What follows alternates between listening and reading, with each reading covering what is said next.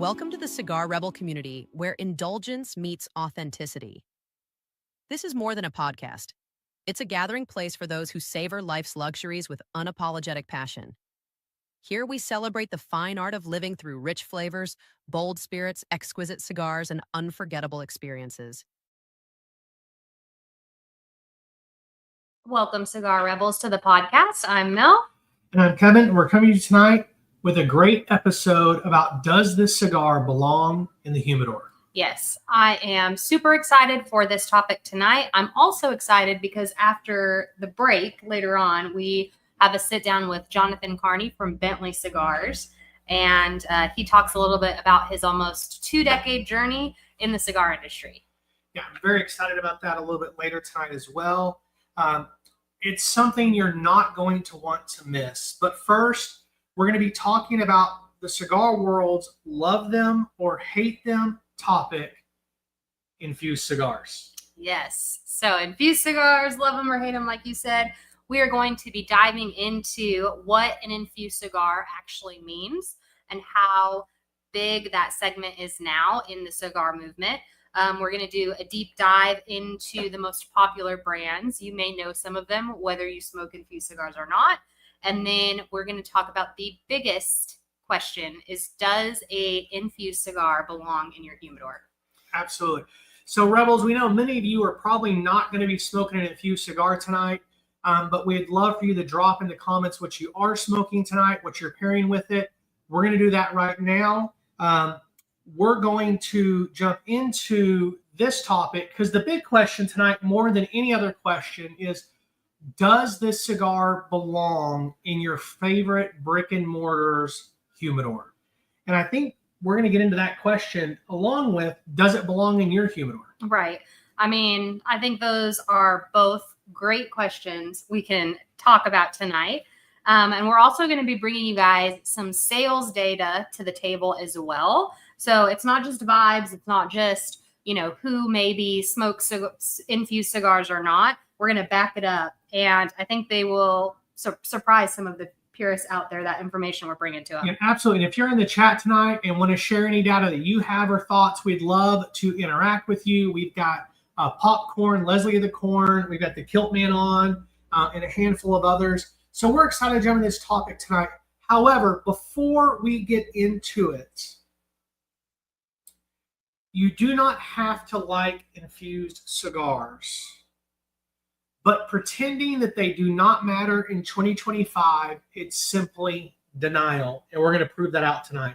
And as Mel said, after the break, we're going to sit down with Jonathan Carney and talk all things Bentley cigars. So let's go ahead and talk about what we're smoking tonight, Mel. Yeah, so tonight we are smoking the Bentley Green in honor of our interview with Jonathan Bentley. So this has a Ecuadorian rosado wrapper, a Nicaraguan binder, and then Nicaraguan fillers. And we're pairing it tonight with a wonderful pour of a Weller 12-year Weller 12. So I'm excited to try that. But before we get too much further, let's go ahead and light our cigar tonight. And that lighting is brought to you by Big Sky Cigars. Back in 1905, under Montana skies, 100 satin factories rolled smoke otherwise. From miners to ranchers, life one and grin. Now Big Sky Cigars is bringing that spirit back in. Yellowstone River to the bold bighorn flow. Madison, Beirut, Blackfoot, we know. And leave from Nicaragua, San Andres to Ecuador rolled up. And every box soul helps our veterans men. With warriors and quiet waters, we lend a friend's hand. It's heritage burning in every draw. Big Sky Cigars, Montana's pride and law. Big Sky Cigar, where heritage flows will ever draw. Find your rare red Big Sky Cigar to pop. Ask your local tobacconist about Big Sky Cigars today. If they do not carry them, shops can reach out to Brad Frazier to set up new accounts. As always, a thank you to Big Sky for sponsoring the lighting of our cigar. So what are you getting off of first draws? Yeah, absolutely. So there's a hint of cocoa, sort of. It's not cocoa. There's just for being a Ecuadorian rosado, there's not a lot of spice. And so I'm trying to pick up the flavors. We've only had a few draws. I know there's some really good experts out there in getting those first draws. Right now, on the initial light, there's just that powderiness of the cocoa, not necessarily the chocolatiness. Right. And that's kind of earthy-ish. It's not a negative. I just don't really know how to describe it. So I'm excited to get into it and figure out where we're really going. Yeah. I think maybe on the finish, I pick up just a hint or a lingering maybe of like cedar, or maybe something kind of woody, like a dampness to it. And it could be because it's so damp outside. You will notice we're in our long sleeves and sweaters today. It got cold all of a sudden. Yeah, we're back in the Churchill room here at Stories, and super excited about that. I love that Leslie said score. We have the Bentley green. Super excited about that. John says he enjoys the green. We do as well. Smoking this in honor of our interview here in a little bit. But for tonight's topic, we talked about it's infused cigars. Does it belong in the humidor? Does it belong in yours at home? Does it belong in the humidor at your favorite brick and mortar? But first up, Mel, let's talk vocabulary, because here's the thing. People throw infused around and flavored around like they're the same thing. But here's the truth. They're cousins. They're not twins. Right. Yep. So traditional cigars are going to be just tobacco that is aged and blended. Any flavor you get, so cedar, leather, cocoa, that's all just from the fermentation process, the soil, the leaf, and also the blending. Absolutely. Infused cigars are usually premium long-filled cigars. Sometimes they're mixed-filled cigars. They get extra aroma or flavor by being stored with things like coffee, cocoa, botanicals, or essential oils during the aging or fermenting process. Think tobacco that's slowly absorbing the scent, not sprayed like a cologne. Yeah, absolutely. So flavored cigars, those especially on the mass market side, those are often sprayed or they're going to be dipped. So the flavor is applied normally onto the leaf. So that's going to be where you get your cherry, your grape, your mango blast. I've seen an apple pie. Yeah. Those are going to be your more eccentric flavors. Absolutely. And then the reality is sometimes these lines blur a little bit or skew a little bit. And here's the thing, Rebels. This is a thing that you need to understand, because as a cigar smoker, this is making an impact on your world.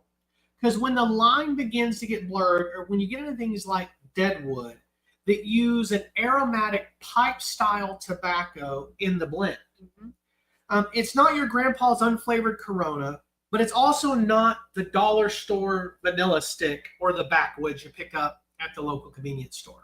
Yeah, and I mean, I think the point of all of this is that when we are saying a infused cigar today, we are still talking about a premium side. So handmade, long filler, real blends with the added flavor dimension. Absolutely. And here at Cigar Rebel, we want to educate and bring data to you as the Rebels. And this is an important part of that. It may not be as fun of a topic for you as we've done, but that's why we've paired it tonight with data that we believe needs to be brought forward and understood, especially with all the laws happening like in California and all of those kind of things. And then we've paired it with a Jonathan Carney episode. Yes. Right, so that we can actually have a little bit of that reaches out to both of you guys, both the Rebel who loves a premium cigar and those. John said, but I sell so many, and we're going to talk about that. The point of this is let's talk some numbers, because the big question, are infused cigars a niche or serious business, right? That's what you just said a moment ago. And so let's talk numbers. Let's zoom out to the entire U.S. cigar and cigarello market for just a moment, and we're going to talk premium as well as mass market cigars. That's the convenience stores, the backwoods. Depending on how you slice it, flavored and infused products account for somewhere between roughly 1/4 in over half of all sales of cigars in the United States. If we narrow that down to infused cigars sells from state to state range because of different laws. However, data shows us that it's actually about 10 to 15% of all premium cigar sales are infused, not flavored, but infused cigars. Yes. And so if you're talking about flavored cigars, that number will grow to probably 40 to 50%. But that's crazy. It is. And that's where all of our Connecticut broadleaf is going. They're buying it here in the States, they're flavoring it here in the States, and they're selling it, and we can't get it to make premium cigars. Yeah. Yes, and like you had mentioned before, here at the Cigar Rebels, we are always focusing on the premium cigar industry, and the infused market is definitely a niche within that category. Absolutely. Both infused cigars and flavor cigars really provide an on-ramp to the industry for so many on their journey into premium cigars. I smoked my first cigar was a Fat Bottom Betty. Yep. Alex, hey, good to see you here tonight. And so as you look at that, and Leslie there, I like the Fat Bottom Betty, but the last time I smoked it, it was too sweet. That's 100% where I'm at. I've tried all the Deadwood series at one point or another. I just absolutely cannot smoke them at this point. Yes, but I do think when you're talking about some of those numbers for the flavored cigars, for the infused cigars, those flavors are really paying the bills. 100%. It's not necessarily a tiny niche anymore, like we were saying. It's big enough that it is even a conservative legacy brands are jumping in on that. Absolutely. You're seeing more and more infused cigars released by the legacy brands that said for years they would not touch them. Yeah. And suddenly they're all in. Yep. Jonathan Drew and Drew Estates really changed the market. Their work with Rocky Patel, we're going to get into much of that here in a minute. Alex said the Tobacco Special Negra is the only one I can smoke. That one's not bad. The Dolce I can have occasionally. But let's get back in. For years, infused cigars were that thing that traditional cigar smokers joked about being the wine coolers for beginners. Even some blogs and magazines had posted and used that type of terminology. But as quality infusion techniques have improved, and as I said a moment ago, companies like Drew Estates, Rocky Patel had jumped in, suddenly things got serious. Mm-hmm. And you see it in real world behaviors. So if you walk into a busy shop on a Friday night, the infused shelf is not going to be dusty. It is probably going to have several cigars or quite a few that are missing. Retailers will tell you that infused cigars consistently show up in the bestseller and top 10 lists. So side note, not in our notes for tonight, but here at Stories, we're setting the Stories Churchill Lounge tonight. The shop's up front. For the first year, in the top 5 sellers was Dark Sin was number 1, which is an infused cigar by the Elevated Humidor. Fat Bottom Betty was number 2.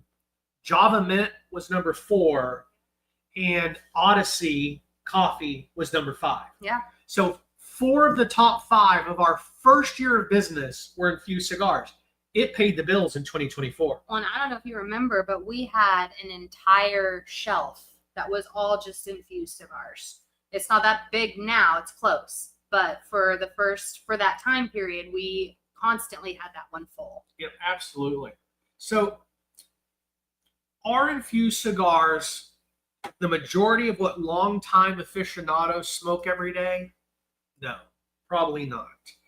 But are they a serious on-ramp for new smokers and legit category with repeat buyers? And the answer is absolutely. Yes. Side note to that, I have a good friend, or I say he's a friend, that we're on a first name basis. He's been smoking cigars for 10, 15 years. He is a part owner of a cigar shop in the city he lives in. He only smokes Flat Bottom Betties. Yeah. I mean, there's so many people that only smoke those infused cigars or Fat Bottom Betty, or we have a Dark Sin following. So these cigars are going to be heavy hitters for a lot of cigar shops. And according to the numbers, they have a huge market. So the question is that everyone is asking is who is smoking all of these infused cigars? Yeah, absolutely. So here's the thing. There are 3 main customers, and there's a few others out there, but we're really going to talk about 3 for just a moment. The new cigar smoker. They're curious but intimidated. A sweet aromatic cigar feels a little bit less scary and a whole lot more approachable. The once in a while smoker. Weddings, vacations, holidays. They want something fun, something tasty. They walk by and go, man, that smells good. What is it? Can I try it? And then there's the veteran with the sweet tooth. We have a couple of people that have been smoking cigars for a long time here in Stories, and occasionally they simply want a Fat Bottom Betty, a Java Mint, something that they can just keep a small side stash of Deadwood or Tabac for a dessert or coffee pairing. A lot of people smoke the vanilla by Elevated Humidor, and they might have smoked right before it a Neanderthal, but with their final cigar of the night, they got a vanilla. Yep. I'm one of, I think there are a lot of people, like you said, a new smoker, they might start with something infused. I actually did not have a lot of infused cigars until you started smoking. One of the very few ones that I would have on occasion was the nub, nuance, the Java, the nub triple roast. Yes, the nub triple roast. And that one was small, so it wasn't overpowering. But you left out one segment of smokers that you are constantly reaching for infused, and it is a very important one. You're absolutely right. So I just want to comment on the comments. Dwayne said premium cigar smokers tend to be older with disposable income. He's assuming this is probably with a younger crowd. What I'm about to mention that you said an important group I left out really kind of blows that out of the water. However, I do agree that younger smokers do enjoy them. Alex said a good way to introduce.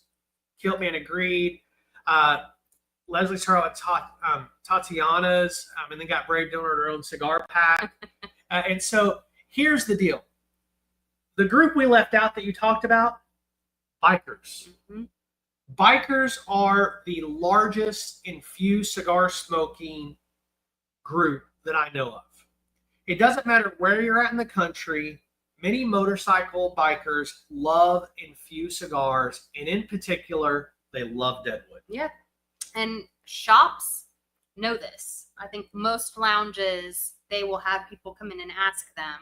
So I have talked to retailers who say their infused wall is where they spend a lot of time with first-time cigar buyers, and it's also their gateway aisle. Absolutely. So we have several bikers that come into our shop.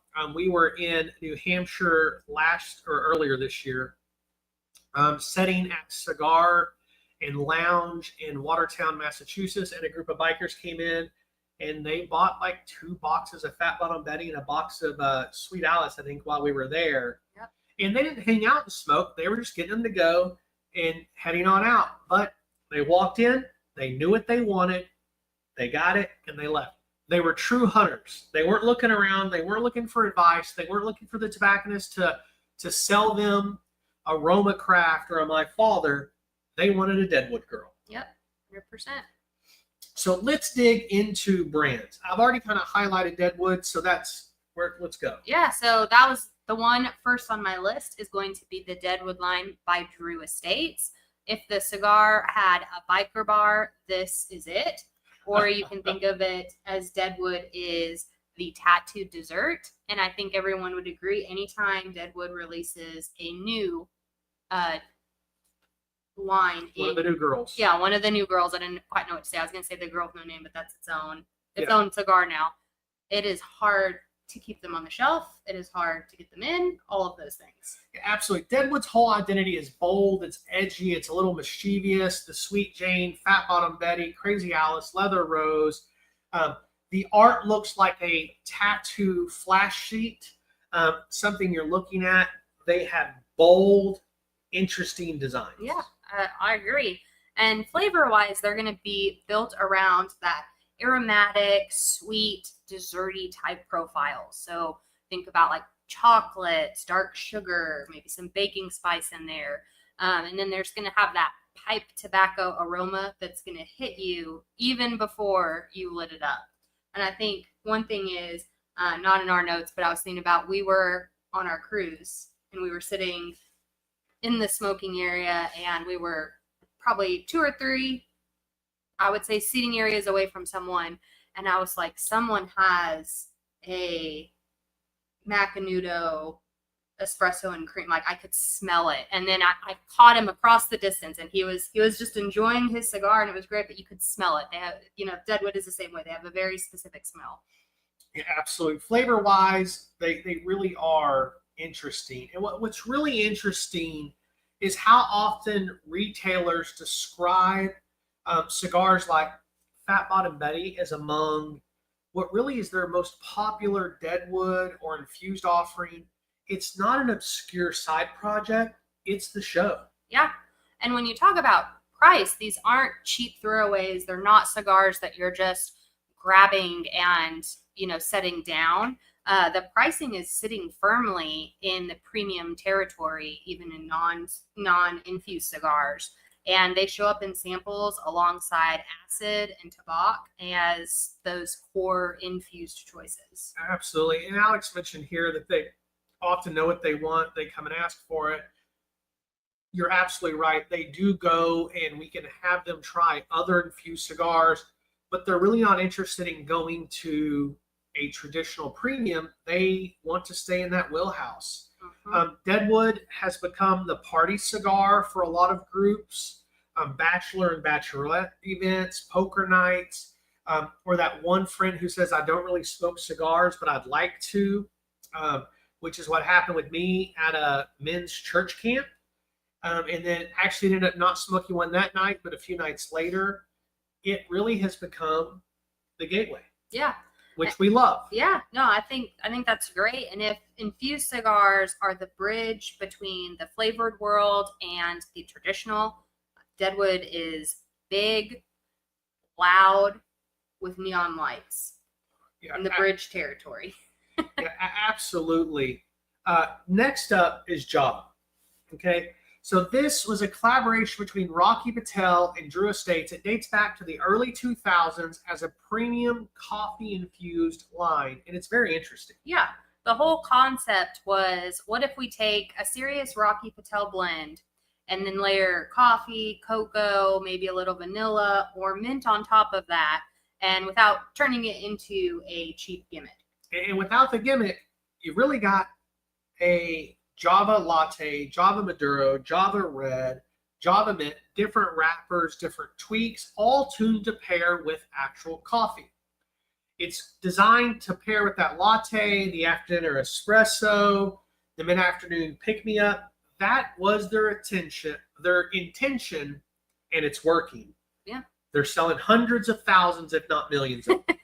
Yes, and Java does well with what I call the brunch crowd. So it is a great brunch cigar. So people who may not want something heavy in spice, but they want something mocha or flavored with coffee flavored, or maybe a dessert cocktail, they're going to reach for those. I also feel like they're not necessarily as sweet as if you were going for something in the Deadwood line or something along those lines. I would agree with that. Definitely not as sweet, more tobacco forward.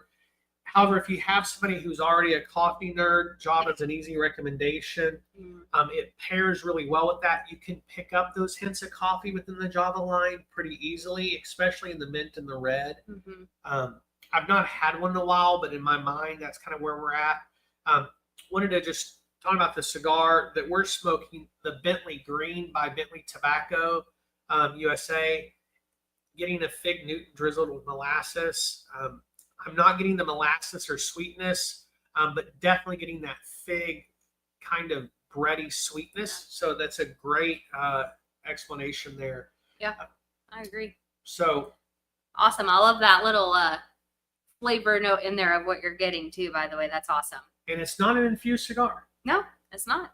So going back to our topic, so next brand I'm going to say is the Tobacco Especial, which is also going to be from Drew Estates. That is going to be coffee again, but a little bit different of a vibe. Yeah, absolutely, Sarah. Let me ask her real quick. Definitely a different vibe. It's been around since the early 2000s as well. It's positioned as the perfect cigar for your daily grind. I love the play on words there. It's literally coffee and cigar in one. I had one of their Coronas of the Dolce probably in the last 6 months. It's absolutely a coffee forward, even more so than the Java series. Yeah. So you're usually going to see two main sides here. The first is going to be the Dolce, which is lighter, creamier, maybe a little bit more sweet latte energy. And then the second is going to be the Negro, which is going to be darker, richer. There's going to be more espresso, more cocoa, maybe a hint of some bittersweet in there.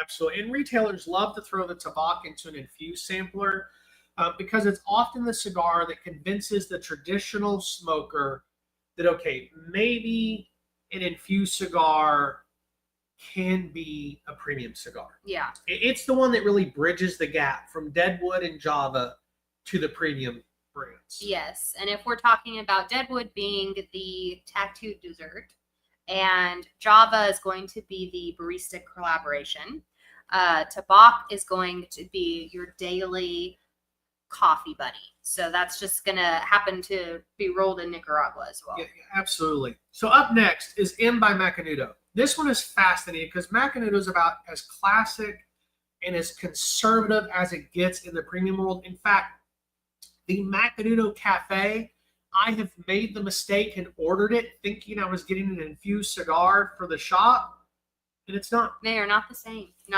are not even a little bit close. So for decades, Macanudo was the mild, dependable, traditional choice. So then they launched the M by Macanudo. Yep.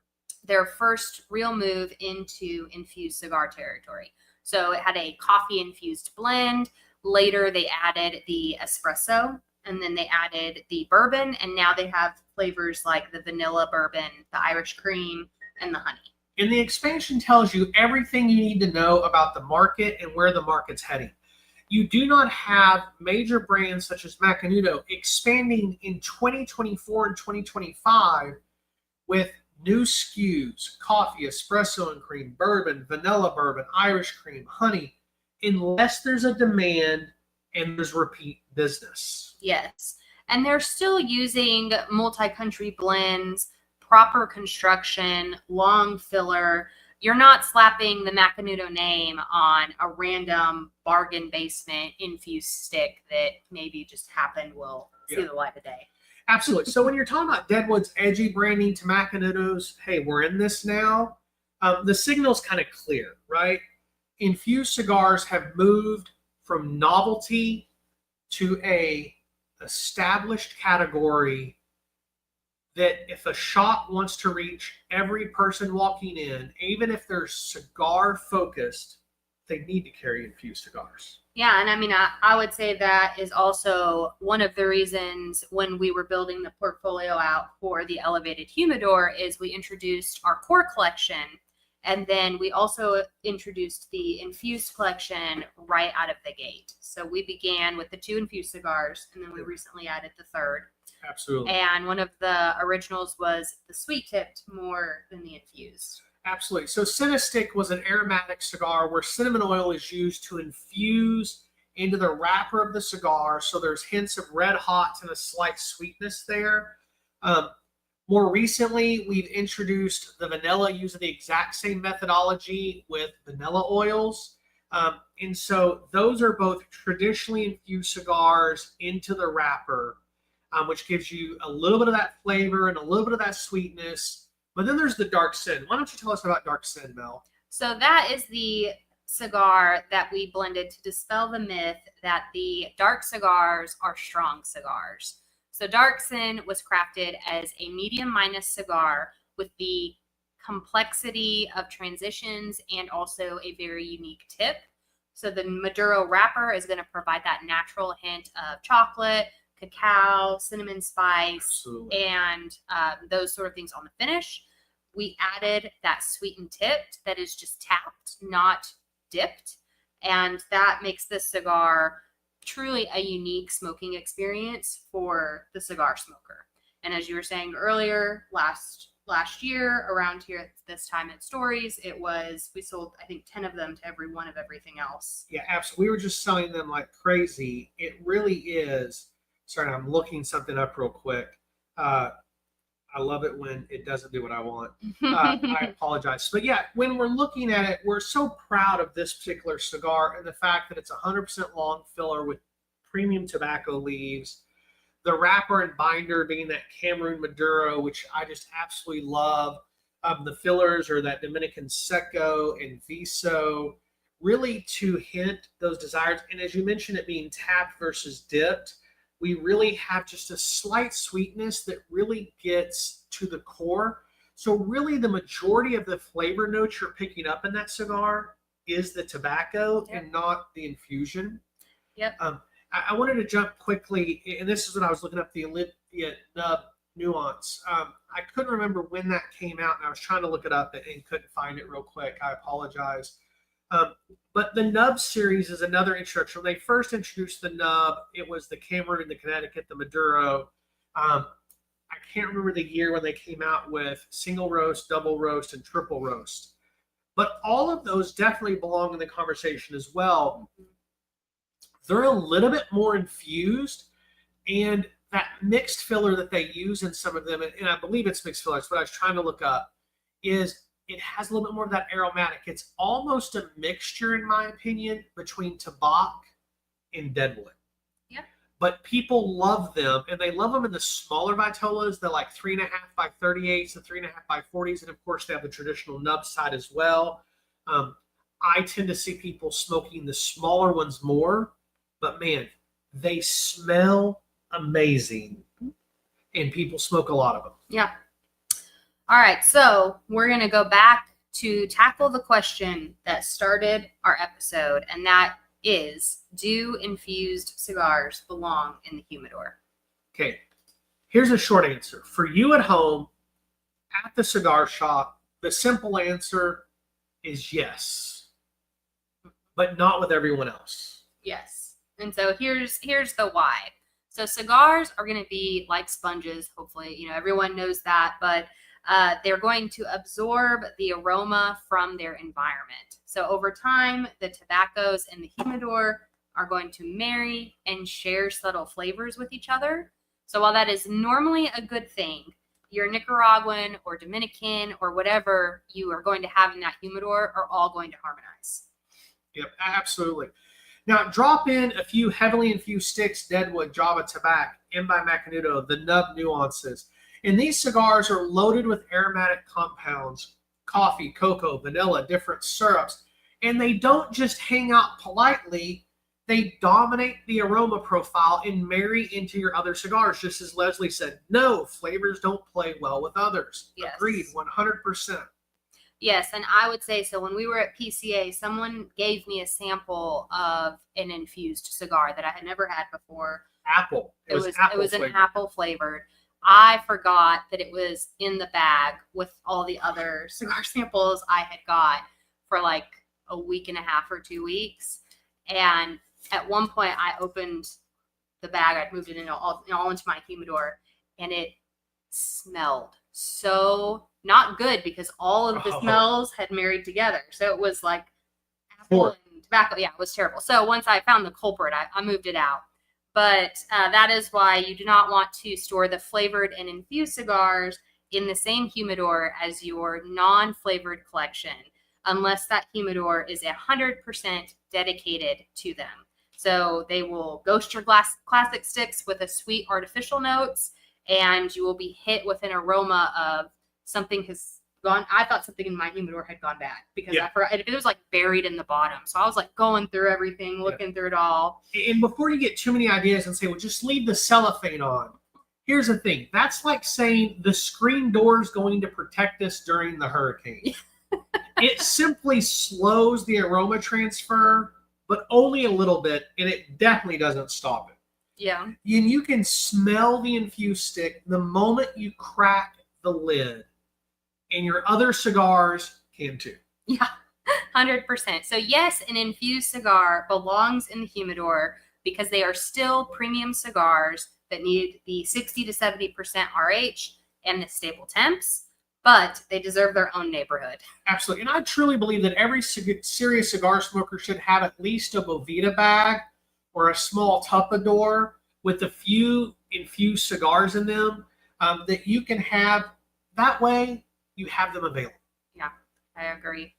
So I think that's a great thing, because then you will have them, like you said, and then if your spouse wants one, or if your significant other wants to try something to maybe help ease them into it, that's a great hobby for you guys to try together. Absolutely. We have a lot of ladies that come to ladies' night. They did not smoke cigars in the beginning, but they still wanted to come to the ladies' night, and eventually they wanted to try. So a lot of them started on an infused cigar. Yeah, and we have a couple that absolutely love the CAO and the Tatianas. There's a lot out there that we didn't go over tonight. We just touched on the bigger brands because they're who really opened the doors for the industry of the infused cigars. There's so many other ones out there. And what happens is maybe the neighbor drops by because of the aroma from your Atabey or the Padron you're smoking or the Plasencia, and they love the smell, but they've never had a cigar before. So you're not going to hand them something that's a medium or full-bodied cigar, and you may not be the biggest enjoyer of a milder cigar, but if you have a Fat Bottom Betty, a Nub, a Bourbon by Macanudo, an Espresso and Cream, it's an easy, here you go, light up. And here's the thing. If they light it and they smoke half of it, lay it down and walk and head back home, you're not going to be upset that they only smoked half of your Atabey. No, exactly. And I think we've always talked about that as well, as smoke what you enjoy. So if you enjoy the infused cigar, you will never hear anything negative from me if that is what you enjoy to smoke, because everybody's palate is susceptible to what they like. And absolutely, cigars are for enjoyment, so smoke what you enjoy. Yep. But going back to our topic, so we talked about your own personal humidor. Do the infused cigars belong in there? What about your local cigar shop? Should they have infused cigars? Absolutely. And I've heard enthusiasts complain if the cigar shop dropped their infused offerings, there would be more room for the Davidoffs or the Padrones. What do you think about that? Yeah, I mean, I would agree with that.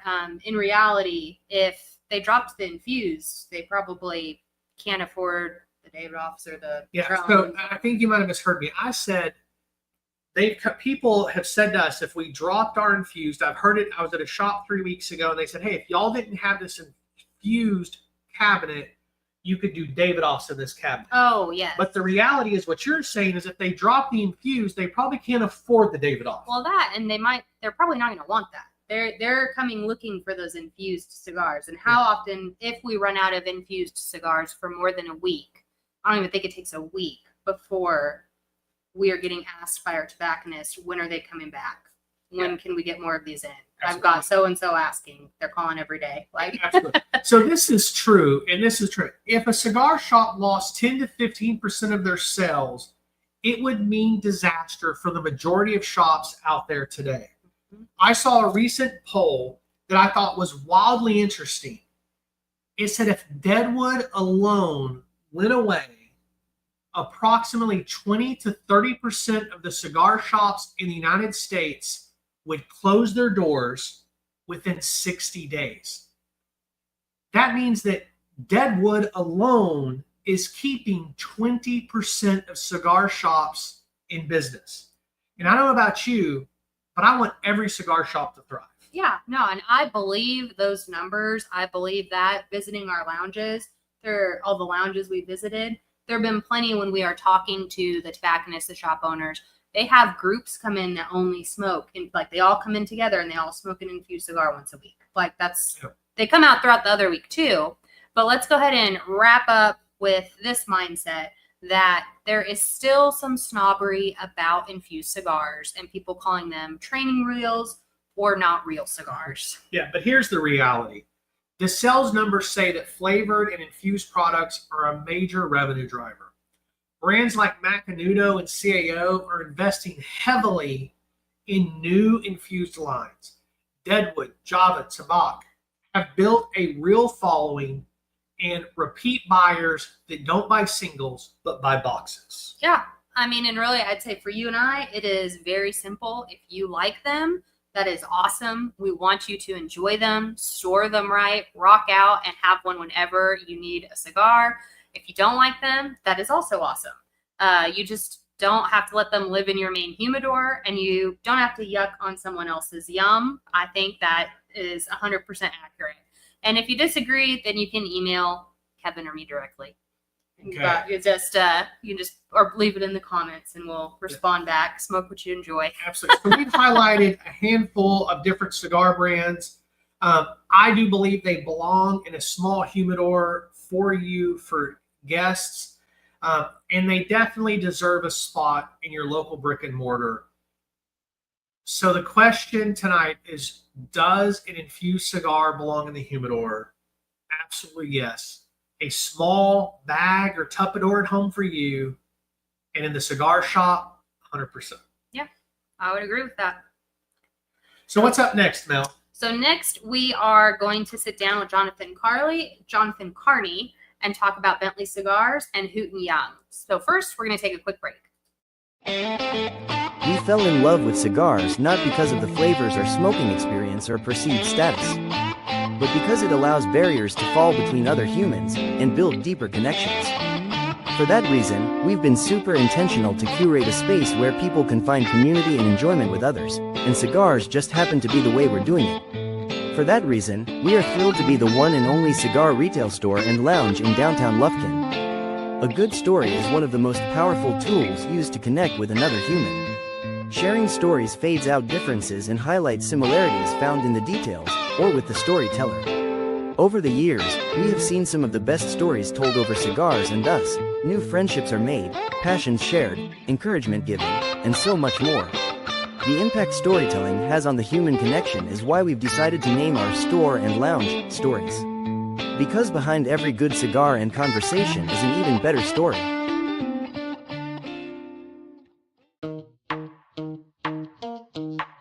Source Elevate is a consulting firm that focuses on providing resources, insight, and experience to elevate your performances. Our team's 30-plus years of experiences in executive leadership positions provide the foundation of knowledge that we provide to our clients. Allow us to elevate your company's mission, vision, and objectives over short, mid, and long-term initiatives that drive results and source new opportunities. As always, a thank you to our sponsors. So let's go ahead really quick and look up upcoming shows. Absolutely. So coming up next week on December 8th is Cold Night, Fire, and Cigars. Fireside pairings for a winter enjoyment. And we're going to be smoking the West Tampa Circle of Life. I'm excited about that episode. Yeah, me too. December 15th, we are doing Unsung Holiday Heroes, which is going to be underrated winter cigars. And there's and with that one, we are going to be smoking the San Latano Maduro. Absolutely. On December 22nd is our Christmas episode. I did it again, the underrated winter cigars. It keeps updating it when I do it. I apologize, guys. And we're going to be smoking a limited edition 2026 Cigar Rebel custom blend. We're excited about that cigar. It's a Robusto instead of a Petite this time. Last time was a 4x40 with 4 different wrappers. This time it is a full-bodied Connecticut, and it's delicious. Yeah, I'm excited about that. December 29th, we are doing Fireside Philosophy, which is deep thoughts over cigars, and we are smoking the Fuente 858. Yeah, and so guys, if you have those cigars, we'd love for you to smoke them along with us. Something that's hilarious is, Mel, you correct me all the time that it's the Fuente 858, and then just because you're reading quick trying to follow along, you said the 858. Oh. And so 858, it's a funny thing just because it's funny to us. So let's check in on the Bentley Green cigar just for a moment before we jump in with Jonathan Carney. We're going to sit down with him in just a moment. But what do you think about this cigar? So, I mean, I'm getting some real subtle, maybe a little bit of that subtle cocoa-ish powder, but a little bit of spice or tingle on my lips. I'm 100%. still picking up some breadiness in there as well. I got a little bit of a black pepper. Mm-hmm. I got a little bit of a toasted cedar on the notes. And then there's just a little bit of it that's just that sweet tobacco, almost as Leslie said a little bit earlier with that fig. I'm not picking up the fig flavor anymore, but that sweet tobacco is still there. And Yeah. so really excited about that. Yeah. And so let's jump in and go to our conversation with Jonathan Carney. So here's the deal, guys. We sat down with Jonathan just a few days ago, right here in this very spot in the Churchill. We're going to play that video for you guys. We're still going to be here along with you, and we'll watch along, answer any questions you have, keep the comments flowing. But we wanted to bring this to you. He was in town, and we were excited to have an opportunity to sit down and bring a little bit more information about Bentley tobacco to you guys.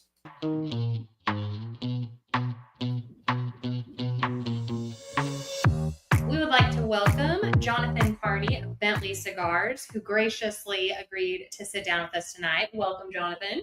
Thank you for having me. Yeah, I was telling you guys when I got here, I just woken up from a nap on the drive. I'm in I don't even know, I think we're in like a little Toyota Corolla. Oh my God. Which is fine. I'm obviously not Toyota Corolla type size. So I was like in a little cocoon, so it's been nice to stretch out in this little room here with you. I guess we're in the Churchill room, right? Yes, sir. Yeah, we're in the Churchill room at Story Cigars and Lounge. Yep. I'm so thankful you're here tonight. We definitely have a great night ahead of us. We have a Bentley Cigars and a Hoot and Young event in just over an hour. Several of our members are getting here. Can you tell us a little bit about this event, Jonathan? So we're going to go through a selection of three different whiskeys. One's actually a bourbon. So we have 2 American whiskeys and 1 bourbon. We'll be highlighting the Hoot and Young Bottle and Bond. This was born on the 4th of July. Oh, awesome. So this is something exciting. It was born on the 4th of July, but just started to kind of hit retail stores over the last probably 2 months, 2.5 months or so. Landed here in Texas in August. So we'll be featuring that. That's one of the highlights. We've got our Hoot and Young Rye, and then I also brought a 15-year barrel proof. Oh, awesome. So yeah, 125 proof. So that's one of my favorites. I actually picked that up last minute. I was leaving my house and I was like, you know what? I go, I should bring that 15-year because that would be real special. And I was just out front, when we walked in, and one of the guys like, so what are we drinking tonight? And I'm like, I go, we're got a bottle of Bond bourbon, a rye, and I brought a 15-year barrel proof. And he's like, oh, really? I was like, yeah. I go, so I got the reaction already. That's awesome. That is Yeah, so that'll be fun. We'll be pairing them with the Bentley cigars tonight. We got the white and the green, so we'll be pairing them with those. And I also did bring some Hoot and Young cigars too for some people to try. So we've got some exciting things. But generally, what gets asked is what's the connection between the 2 brands? Me is the connection. So there's not a lot. I said to people like, I'm confused. Like, how do these 2 things connected? And they said, well, I run the premium cigar division for Hoot and Young, and then I'm the CEO of Bentley Tobacco USA. Over here as well. So yeah, if anyone asks if there's any of those situations, what is the connection between the 2? They are absolutely 100% not connected except through me. So yeah, and so just with that, and I'm kind of interjecting, and Mel had another question, but you kind of started the purveyors, and my understanding is that kind of how this crossroads happened. Yes. If you're watching at home, which you are, you're good. The purveyors still exist, actually. I still have the website. I still so what the purveyors were kind of my representation of me in the premium cigar industry when I stepped away from my position in LFD in July of 24. So the purveyors was kind of my representation of me in the premium cigar business. Now I also started a consulting company doing AI consultation, website builds, social media, leadership, business development. With a business with my dad, it was called Shoulders of Giants. But the purveyors was my holding spot for premium cigar industry. So we at the purveyors are involved in the golden NFTs from the golden Andalusian bulls. So those are involved in that aspect of it. We represent some of the owners of the NFTs, and then before Bentley existed, Bentley became part of that as we went in there because that was independent. We weren't a company here when that started. That was in August of 2024. We became a U.S. company in January of 2025. Oh, awesome! And so that became part of the purveyor umbrella, and then Hoot and Young became part of that in October of 2024, and then in January everything changed. We incorporated Bentley Tobacco into its own corporation here in the United States. Hoot and Young had a brand new ownership group that came in, and I took over with members of their team of developing their cigar business. So we're whiskey and cigar company. So that matured into something. But if you go on the purveyors or the goldenpurveyors.com, that still is the umbrella that connected it. So that always kind of served, in my opinion, in my view, was the representation of me in the cigar business when I didn't really have where I was kind of free agent to say the least on it. A free agent, I didn't really have a home at the time, so it was my digital representation. Awesome. That is a cool connection. That was I did a lot of fun stuff in that too. I built all the websites, logos, graphics. I did a lot of things with that. So it got me reminiscing and thinking back at the time when I was launching it and how I envisioned that. And it's completely different than what I envisioned, but hey, that worked out great. That's awesome. Yeah, that's great. So I'm super excited about the event tonight. Before the event and wanting to maybe take a step back, you kind of touched a little bit of your journey through the cigar industry. But I had heard a rumor that you started in a local cigar shop. Is that true? Yeah. So I I'm from Maine originally, and I moved down to Orlando for college. I went to the University of Central Florida, UCF, which is now the second largest school in the United States in terms of attendance. It's massive, based out of Orlando. So I started smoking cigars when I was my freshman year of college. And after I graduated from college, I went to grad school. About 2 years after I left college, I worked for Darden Restaurants actually for 2 years. I opened a brand new Olive Gardens as a manager for 2 years. Yeah, and then I left that position, and then I left. I got fired. Actually, I was dating my hostess at the time, and she was a great girl. We were just young, so I got fired. Not technically for that, but that's the cool story that I tell. I was dating my hostess. I got fired. So I went back to grad school at that time, and then when I was doing that, I was hanging out at a cigar shop. It was called Havana Sensations. In Orlando is the home of Corona Cigar Company, so that's where I started smoking originally. But I was working part-time at Havana Sensations. So that's how I ran into the premium cigar industry. As a career opportunity was through meeting Tony Gomez, who's of LFD. We became friends. And then I worked for them as a rep for a very short period of time, and then was their VP of sales for a little over a decade. So that's awesome. Yeah, so it was a little local shop, small. So, it was a cool spot. That was like owned by a Cuban gentleman, and coincidentally, the gentleman that makes the cigars and I work with at Hoot and Young, he and I used to hang out there together. And we actually didn't realize that we knew each other, but we had multiple stories that we would tell, and so everything kind of comes full circle. So fast forward 18 years later. It's a unique group of people still working together, which is fun. Well, what's unique about that is it's the reality that the cigar industry, as big as people think it is, it's not. Oh, it's tiny. You know what I mean? Like when you look at the amount of cigars coming in the United States, the amount of revenue that's being generated for those realities, it's not a big industry. No. I mean, the whole industry is a fraction of the size of some companies in big, in big businesses. I think Elon Musk is like $1 trillion valuation of how they're going to grow that business, his businesses and whatnot. I mean, we're probably, a few $1 billion in revenue, at best. Yeah. Who knows what the numbers actually are. But yeah, it's super small. It's very connected. And I was traveling around with our broker here, Reed, and he's newer. He's been in the business for about 3 years. His dad's been a lot longer, but they have a brokerage here in Texas.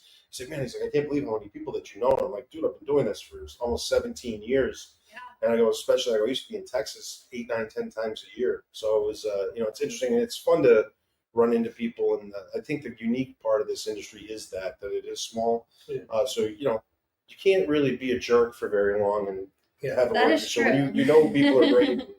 I've enjoyed that aspect of it. It shows people's true colors really easily, and I enjoy the positive parts of it. It's just a lot of great people. Yeah, the best part we've loved about the industry is the relationships, right?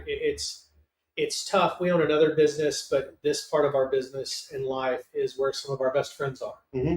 And there's probably 15 states we can go to tomorrow, and with a text, sit down and have a cigar with them, or if there's somebody we needed to connect to, right? Mm-hmm. Because it's just such a cool opportunity.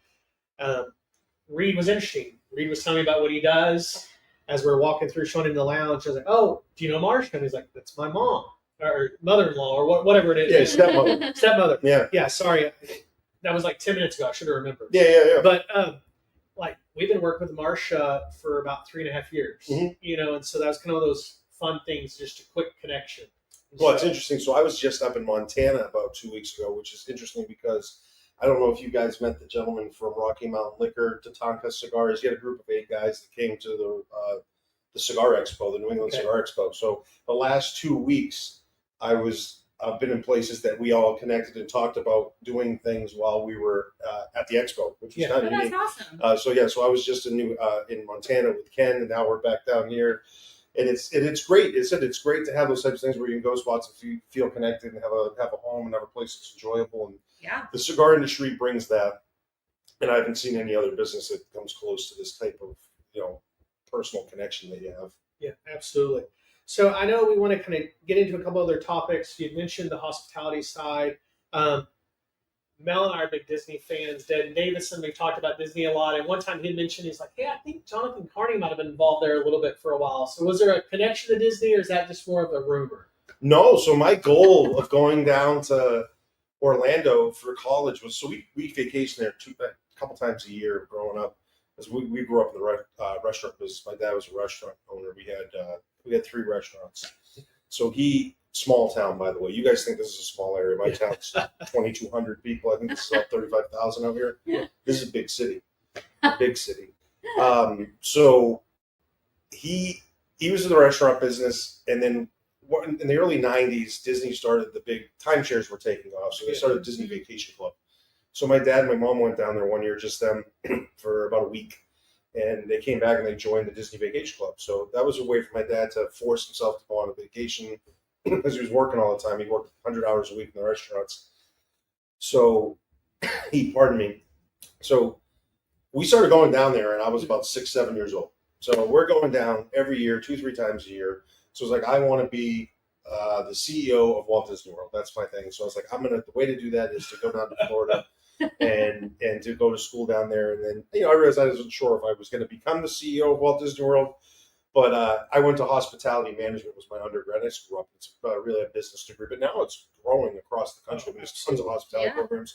The PCA, coincidentally, is doing a hospitality program with a school in South Florida called FIU, Florida International University. They're doing like a cigar hospitality seminar with them. And I'm going to give them a little bit of crap for this because I have an undergrad and a graduate degree in hospitality management, and I'm not part of it. So PCA, Josh, I love you to death, and I've not mentioned this to you, but I see your panel, and they're great people. Don't get me wrong. But if there's any example of the hospitality industry and a hospitality program, I am the example of that. And my chief operating officer, Mike Wilson, also has a hospitality management degree. So we'd be happy to be part of any of these things. We'd like to be part of it. Anyway, I started working at Disney. So awesome. I worked there for 3 years. It was actually my longest job other than my time with LFD. Oh, wow. Yeah, I was there for like 3.5, 4 years.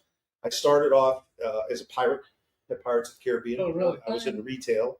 I used to sell the glow toys during the parade. So on the main street, I dressed up in the little white knickers and stuff. Yeah.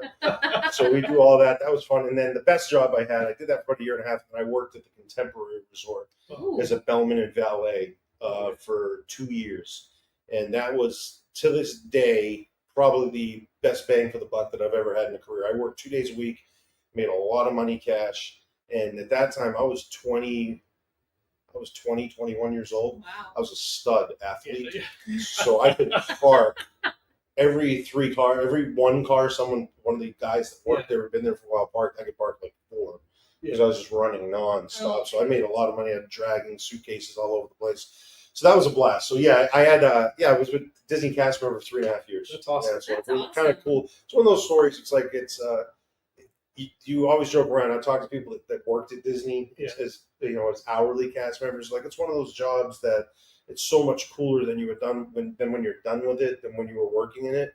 I fortunately, the bellman and valet job I had was way cooler than it was like as it is now. Yeah. When I said, I was a bellman and valet at Disney, you're like, that's cool. I banged.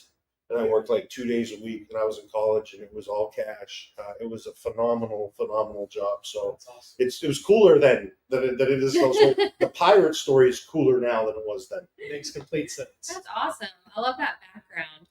And so we had mentioned earlier, we're doing the Hoot and Young tasting along with the Bentley Cut and Light tonight here at Stories. So you touched a little bit on, your involvement with Hoot and Young, but is there anywhere you want to expand on that, or any fun things you would like our viewers to know about Hoot and Young? Just anything specific? So it's great that the name here is Stories. So everything that we've done at Hoot and Young, so it was founded by Special Forces operator Norm Hooten back in 2018, and he was in the Army, and you can search him up. He was just the public fame to him came from the movie Black Hawk Down. He was portrayed by Eric Bana's character in that movie, and he started his brand, and everything here is based off of a story.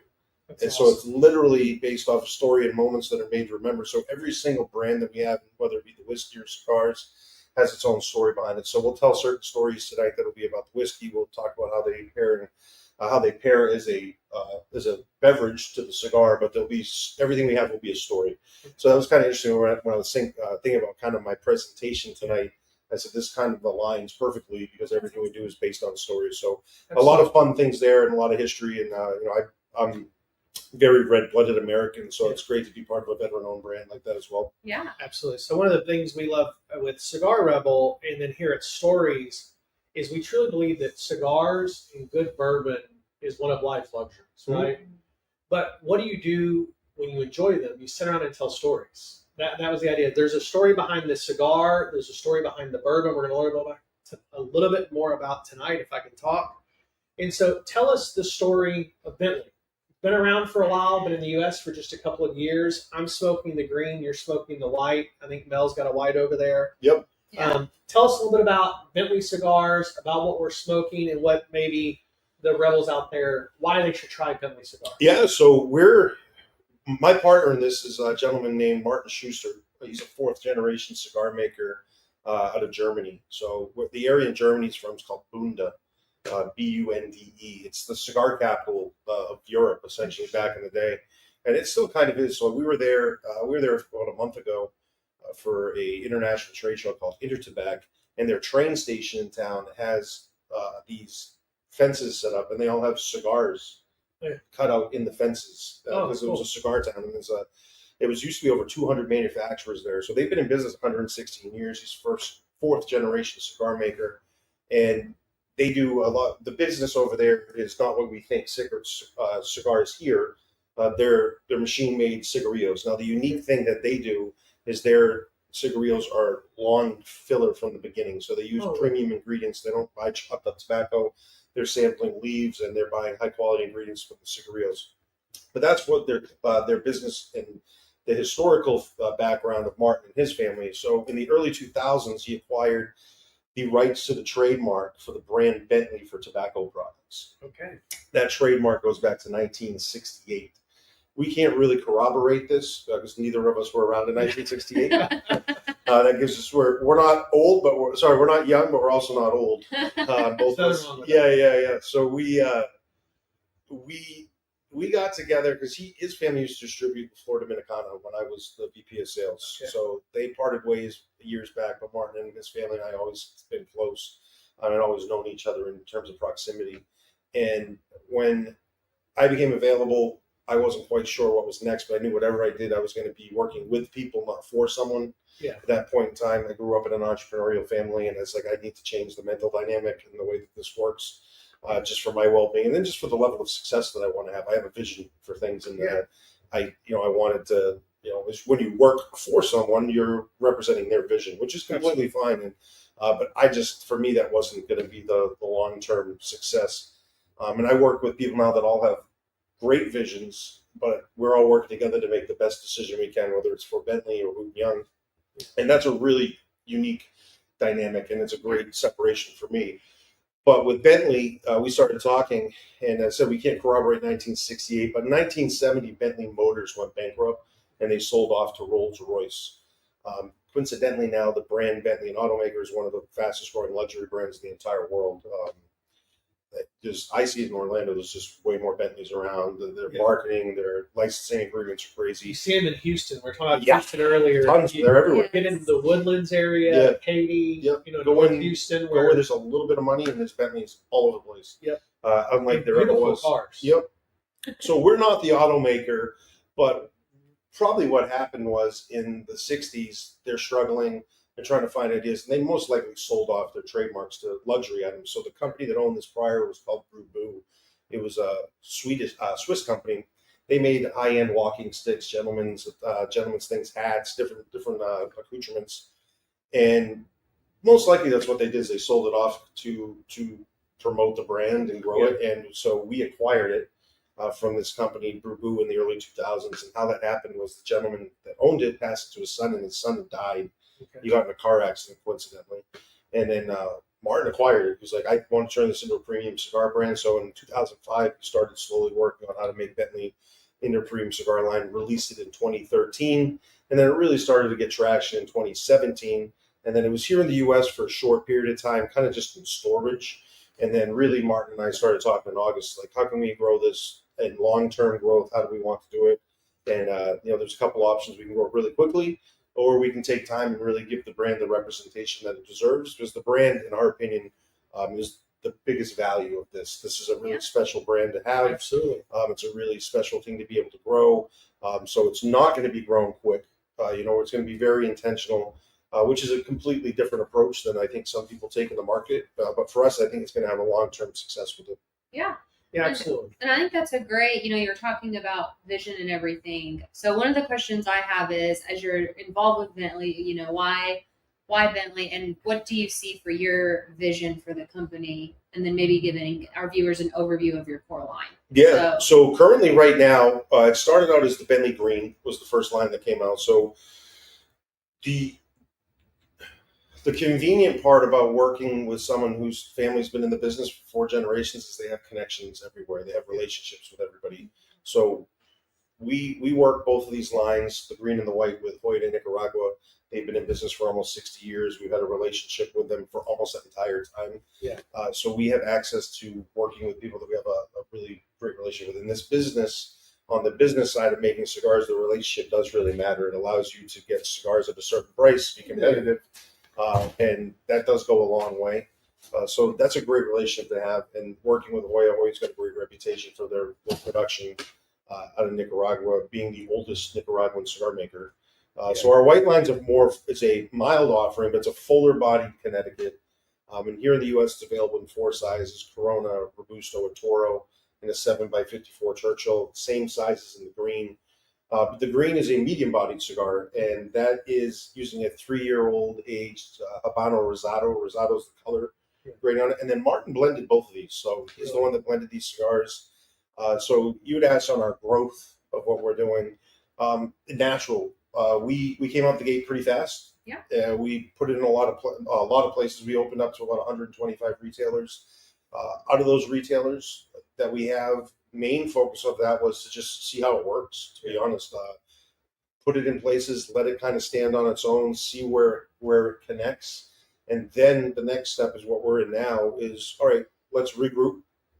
Let's get all the information that we have from people. And then let's start focusing our efforts in the places that it did work. And it did really well, because there's thousands of retailers out there. Absolutely. But let's focus on the ones that it really did work with, that people got really behind it.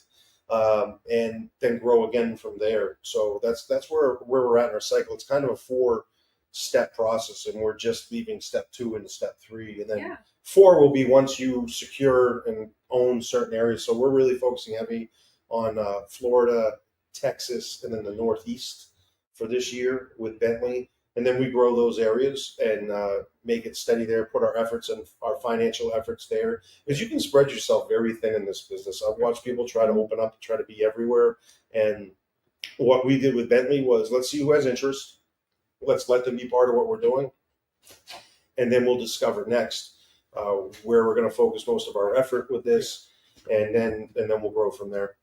No, that's great feedback. So for our cigar brand, we've tried to grow slowly, to be intentional and not overgrow production, not overgrow things. But coming back to Stories, when we opened Stories, we had heard about Bentley, and then Mel and I went to Germany and it was one of the cigars I smoked while we were there. And we reached out to you when we got back, and we just weren't ready to buy direct at that point. We were a new shop, we're months old. When we did get to PCA this year, the first booth we went to was Bentley. And we're like, hey, we want to get it open. We were able to bring it in. As you mentioned earlier, we're a city of 35,000. About 80 to 100,000 people come to work here every day, but it's still a pretty small town. And so we've really struggled as a lounge, and meaning Mel and I, from the buying operational standpoint of there's brands we want to make a big push on, but we maybe have a quarter of the walk-in traffic that you have on the outskirts of Houston or Dallas, but you guys have been very generous to us. And we've kept Bentley on the shelf since then. I think we made our third or fourth order this week that you were able to get in for us today. And it's probably becoming one of those static where we only have about 35% of our humidor static, because we have a lot of first-time cigar smokers, or we have a lot of first-time cigar shop smokers. I mean, they've been smoking the same cigar for 10 years, but they didn't know anybody else. And so we kind of wanted to get through the rotation of them trying a bunch of stuff that we could then start introducing them to, this is what you need to be on. Does that make sense? It does. And it said, as we grow this, by the way, I ashed on myself. When I ashed myself, I was thinking mentally, oh, it's time for me to ash. And ash directly on me. That's really my role. I was right here, too. It's like, I was like, good grief. It was perfect on the video. You got me centered on the video.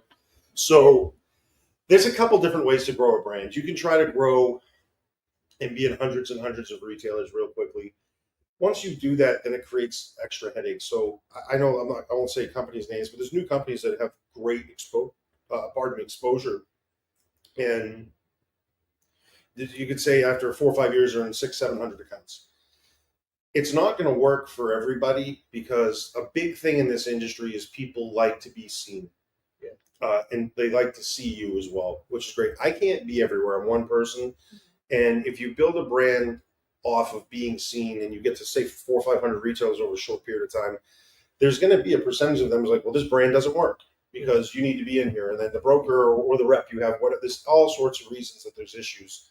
So what I decided, and Martin and I talked about, and this was really where I come into with Bentley, I don't develop the brand at Bentley. In terms of what it looks like, in terms of the blends, in terms of the products, I get a massive say on what we put into the market. So if they want to do something and call it the Bentley Pink, I'd be like, yeah, we're not going to do the Bentley Pink here in the U.S., right? They haven't said that, but by the way, that might actually be a good idea. Yeah, I was going to say, that's not file that away. You heard it here first. Yeah, that's actually, I started thinking, like, that's not a bad idea. I know, you were like, we're not going to do that. I was like, yeah, we are. The largest untapped market in the cigar industry is the female cigar smoker. I think men would smoke that one too, though. Yeah, so we have one called the Ladybug. We'll show it to you in a little bit. Oh, really? And it is highly smoked by men and bikers. We Great have idea. a lot of bikers that love it. So, is it flavor infused? No, sir. All right, cool. It's a full body. The reason I asked is because I used to do bike weeks, and I'd go out and do bike weeks, and one of the ones we did was New Hampshire, and you'd have these rough and tough bikers, and they'd come up and be like, you got that Sweet Jane, or you got the Acid Blondie. We can't keep that one on the shelf because of those bikers. Yeah.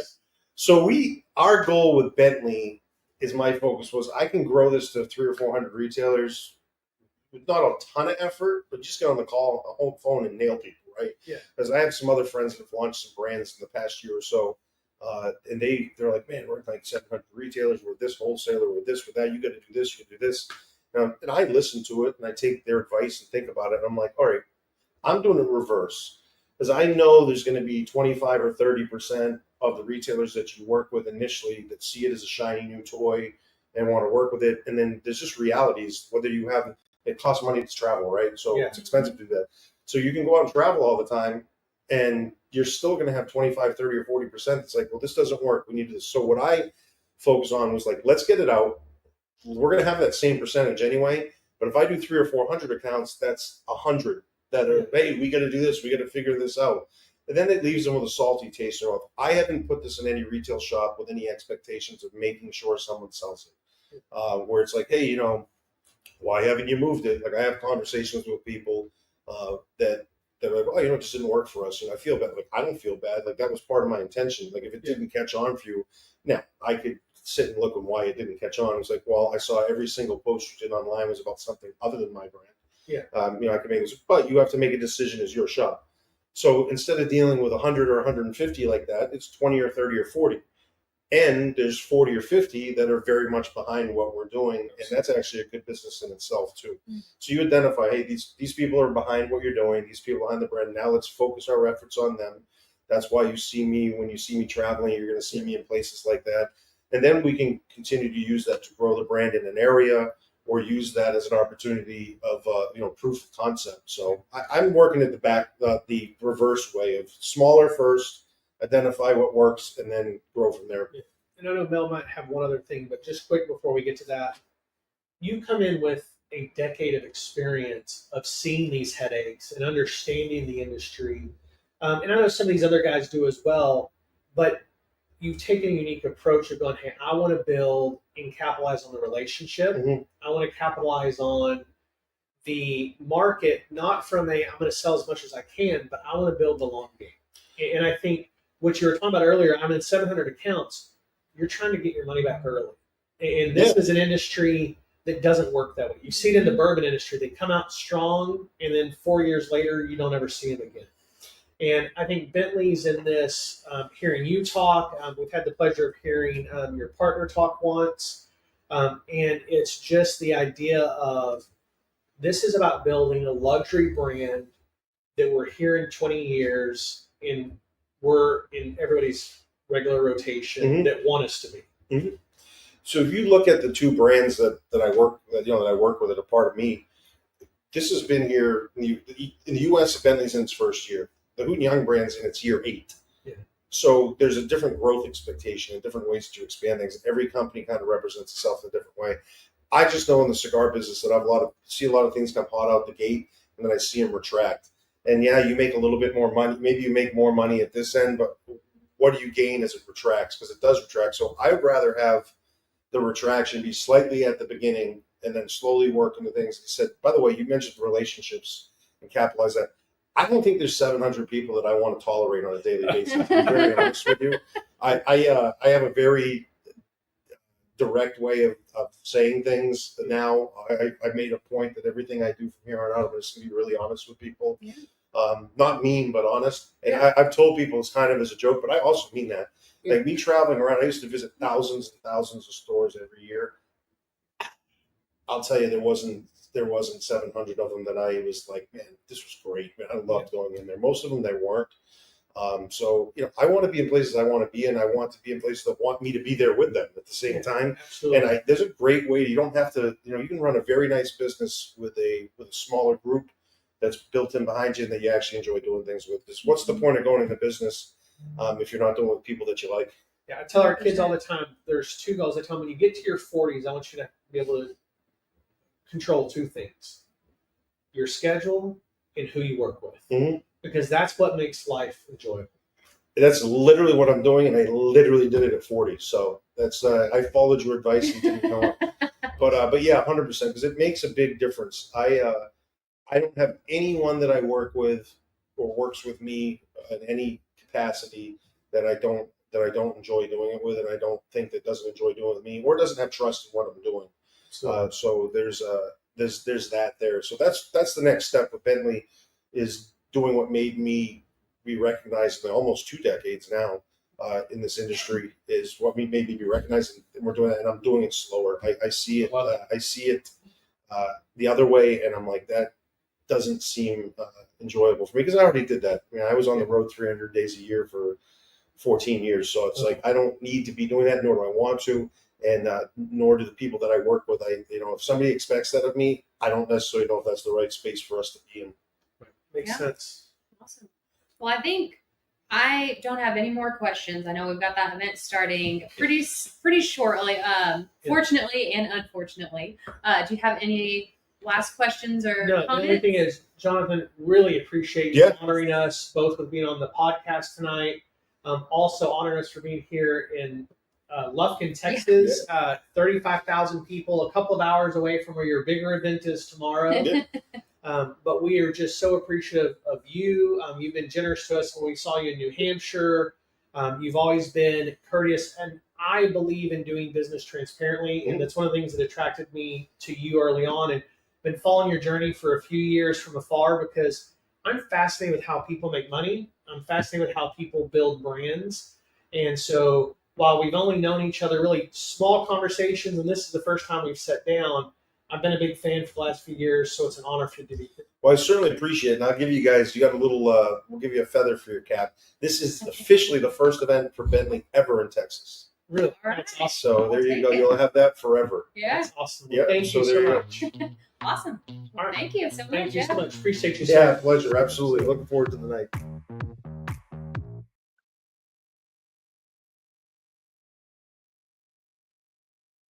Guys, we hope you enjoyed the interview with Jonathan Carney. Dwayne had put up there a great interview. Appreciate that. It was a spectacular night with him just about a week ago.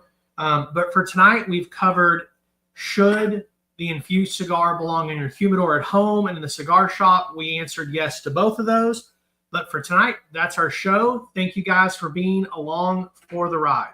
Yes, thank you guys for tuning in. And don't forget to subscribe, leave us a review, and share with your fellow cigar lovers. Until next week, keep your cigar lit, your ash long, and your palate curious. See you Have a next good night, time. guys.